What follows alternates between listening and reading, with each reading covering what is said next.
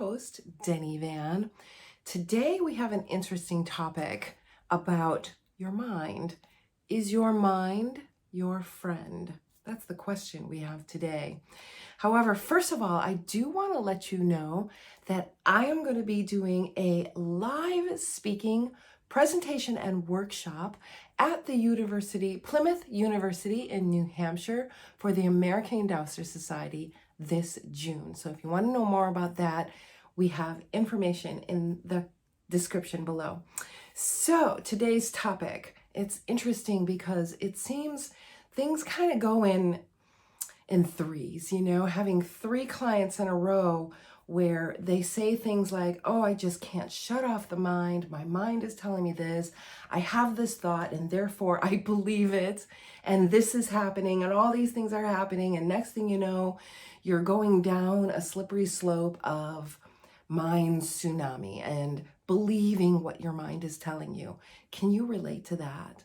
So many of us have bombardments of information coming at us and the mind trying to process it, put it in some kind of order and process it. And it's just too much. We can't take it. And then we start to believe everything the mind is telling us. Do you ever have conversations with yourself like, you're not good enough? What are you, stupid? Why do you do that?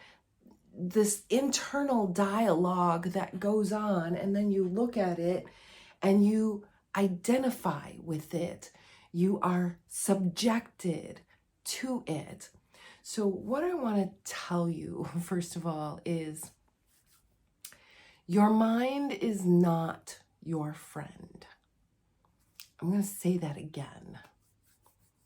The mind is not your friend. When the mind is in control and you yourself, awareness, not the mind, takes a back seat and lets this constant talk go on inside the head, it can raise stress levels in the body, feel like you're constricted, give you panic and anxiety. It has all kinds of symptoms, not able to sleep. If this is you, let me know in the comments, because apparently, it happens to me as well, but I use tools and techniques in order to remind the mind, hello mind, you get in the back seat. You're not in charge. So when you're able to, first of all, become aware, and what do I say awareness is? Your number one gift. It is your number one gift. As soon as you become aware, oh, there goes my mind, and look, I'm looking right at it. I'm going with it. Look what I'm doing. This is first step. Awareness. Awareness that your mind is now in the driver's seat and now has to take a back seat. We've done a video before where we talked about an NLP hack to shut off the mind. But in this episode, I want to talk about how your mind is not your friend and what happens when you start to believe the mind and go with the mind and say, except when the mind says, oh, you're stupid, you're not good enough, you're not whatever enough. And then you start to believe it. This is the true definition of self-fulfilling prophecy. So your mind is telling, if anybody tells you something enough, anybody, including your mind, you start to believe it. And so what we're doing to ourselves is putting the larger awareness that you are, your power, in the back seat. And you're letting this programmed mind to take the lead and dictate what you should feel and what you should do and what you should not do. So instead, check out that video on that NFT hack to shut off the mind. And in the meantime, when you feel and recognize that you are subjected to the mind, how to make it objective is first become aware of it, and then use the scale of 0 to 10. 0, no problem at all. 10, I'm in a lot of pain. So here comes the mind tsunami. All of these thoughts, it's never going to happen, you're not good enough, all of these things happening in life that you can't do anything about in the moment, all of these thoughts flooding at you. Become aware. There goes the mind. This is so important. Your awareness is your precious gift. It is your most precious gift, because as soon as you become aware, oh wow, there goes my mind, put it on the pain scale. Put it on the pain scale and say, oh my gosh, my mind was going, it was at a 6. Here's what happens once you do that. First, you become aware. Second, you make the subjective, I am my mind, I am under its control, it's hurting me, to objective. It's a 6 right now on the pain scale.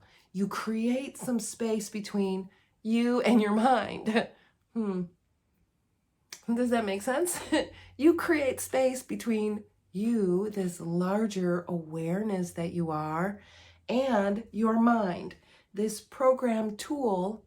And really, your mind is a fantastic tool if it can take a back seat when you need it to take a back seat, right? So these are the tools that I teach. Number 1 is awareness training, because with awareness comes massive transformation with even a mustard seed amount of awareness.